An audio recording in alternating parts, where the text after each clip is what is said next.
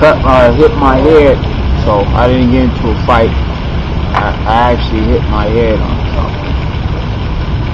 But no, I had to make this video. I mean, it's just, you know, how some people, they just need to get it out. And I apologize. I should have made this video earlier. Should have made this video 100 years ago, man. Y'all forgive me.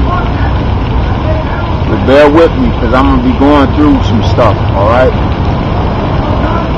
You're going to get the same truth, but I just take some time, alright? Okay, I'm going to try to say this as nice as I possibly can say it, without hurting anybody's feelings. Okay, this is not what this is about. This is a life or death issue. Okay? There is a belief out there that deals with blood, ironically, that I should end up with my head bleeding at around the time I want to make this video. But there is a belief that blood transfusions are not what God approves of. That God does not approve of blood transfusions. We're going to look at it. And we're going to start in the book of Acts. Bear with me. Book of Acts. See. This is a new Bible, because somebody stole my backpack and it had all my atheist stuff in there that I was going to do for my series. It had all of that. I got to start all over, man. It had my art, my other art in there. They stole it. Somebody stole it. Haters stole it. But at any rate, what is that? Acts. Bear with me. By the way, okay, bear with me. Acts 20. 20, 21, 15. I think it's 15. I got it wrote down. I know where it's at, but it's got it wrote down. Alright, here we go. By the way, I'm gonna tell you, I went back and studied just because I wanted to make sure that, you know, everything was everything. So I went back and I looked at every scripture in the Bible that had something to do with blood. It says something about blood, just so I can be sure that when I say what I say, it'll be on point. A big old knot on my head. What? But just so everything that I say will be on point, right? Now here's the New Testament reference to the dealing with no blood transfusions. Why people don't get blood transfusions. It's predominantly, I'm gonna tell you, it's predominantly among Jehovah's Witnesses that use these scriptures to say that you should not get a blood transfusion. And if you're a Jehovah's Witness, I hope you understand. I'm not picking on you or anything, but this is the truth that concerns life or death. You can stay a Jehovah's Witness for Jesus if you want to, but this right here should be something that you acknowledge is true, because it is true. That's it. There's nothing else. Not the messenger, not but what the words say. Okay? Now here it says in Acts 15, this is the reference that they use, the scripture that's used to promote the no blood transfusion concept or belief. Acts 15:20. He says, but that we write to them to abstain from things polluted by idols and from sexual immorality,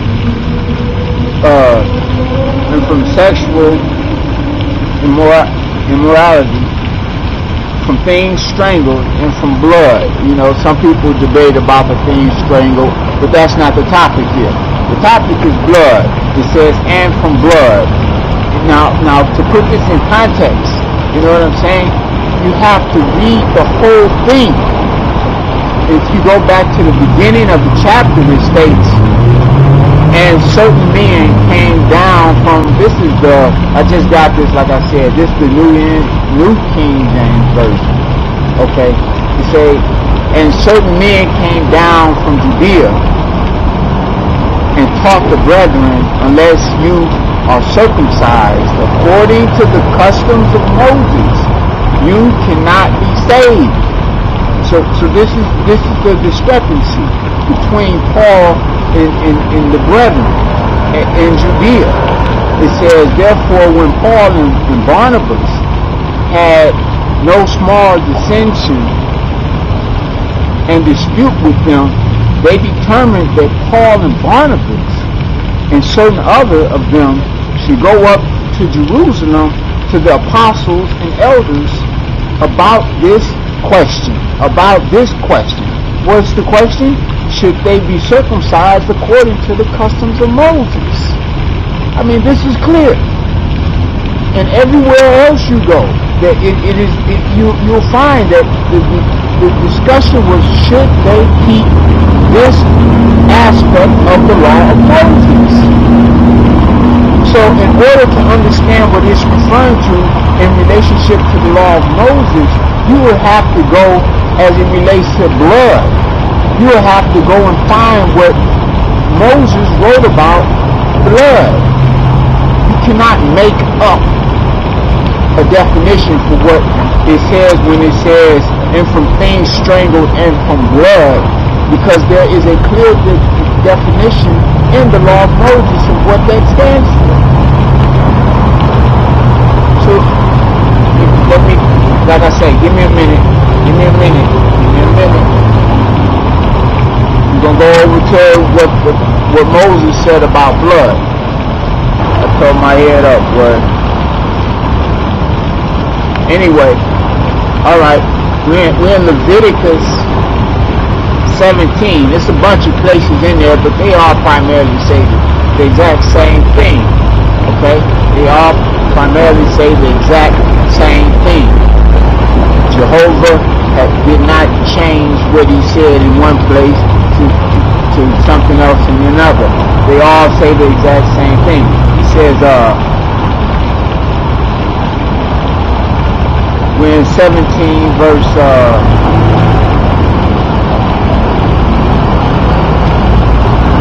12. Therefore I said to the children of Israel, no one among you shall eat blood. You shall not eat blood.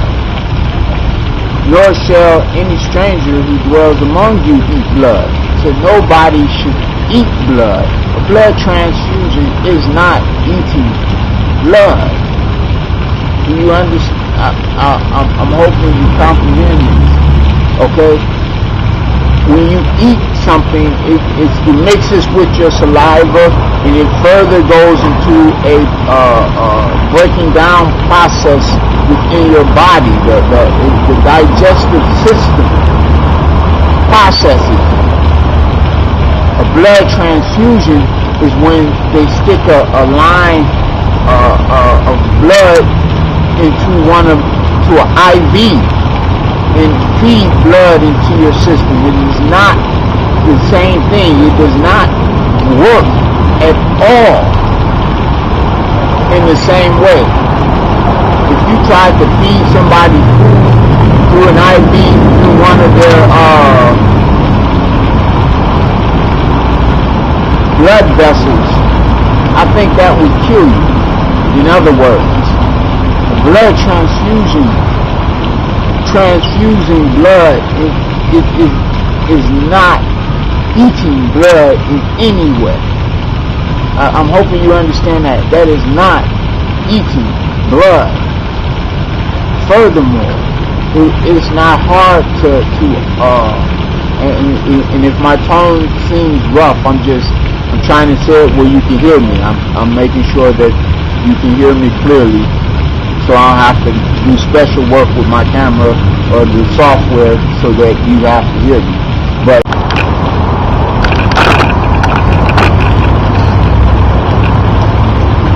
some people will say, well, no, it says blood, whatnot. So let's go back to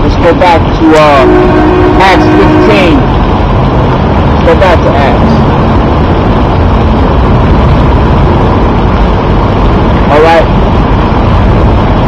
Go back, and it says, if you notice, it reads differently. In 15:20, it says, but that we write to them to abstain from things polluted by idols, from sexual immorality.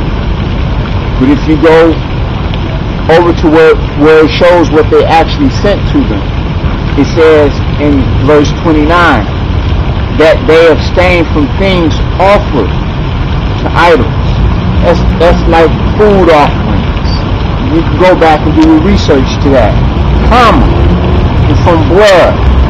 You see, it's clear that they're talking about things that people eat, and from things strangled. That's stuff that people eat. I'll give you another example.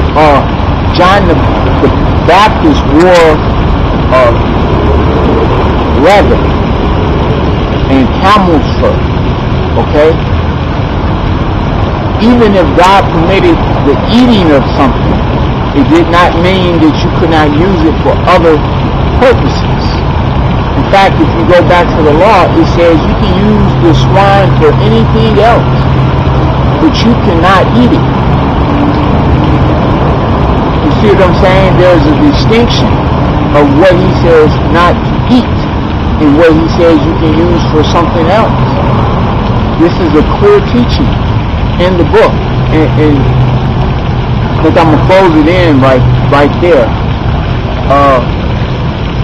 But to let everybody else know, if you're watching this and you're wondering if God approves of you using a certain kind of medicine because it's necessary for you to use it in order to become healed, take the medicine. The idea is to preserve life. When you're able to use healthier means, then that's what you do. You don't die trying to uphold, a healthy code that's not going to help you in your situation. You take the medicine, you get as healthy as you can get with it until you can switch off, until you can switch off and use something better, or more healthier, more natural. You don't die trying to uphold. You know what I'm saying? That's not what he intended for you to do. I'm telling you what God loves on everything. Blood transfusions. It's a common process. It is not eating blood. It does not conflict with what the Lord has said. In medicine that can help you when you need help, take it and wean yourself from it when you are able to. I just had to get that off. I think the devil wanted me to not go there, but that's it. Alright? I said before y'all, I was going to do this in my, as a doctor. I said before you life or death. That's what the Lord said. Do you see him on his law? You go see the doctor. Get some help. Transfusion uses donor blood to replenish red blood cells, white blood cells, platelets, clotting factors, plasma, or whole blood. Circumstances that may require a blood transfusion include blood loss due to trauma, heart or other major surgery, organ transplants, bleeding disorders such as hemophilia, severe anemia including sickle cell anemia, treatment for leukemia or other types of cancer, disorders that destroy blood cells or bone marrow, or Rh incompatibility in newborn babies. To begin the transfusion, an intravenous needle will be inserted into a vein in your hand or arm. A bag containing the donor blood will be hung nearby, and the blood will drip slowly through a tube attached to the IV needle, allowing it to run through your vein into your bloodstream. Throughout the transfusion, your temperature, heart rate, breathing, and blood pressure will be monitored. After the bag is empty, if you require more blood, another bag will be attached to the IV tube. When your transfusion is completed, the needle will be removed. After your transfusion, your doctor will monitor your vital signs to make sure you are not having an adverse reaction. If necessary, you may be given a diuretic to reduce any swelling or fluid retention.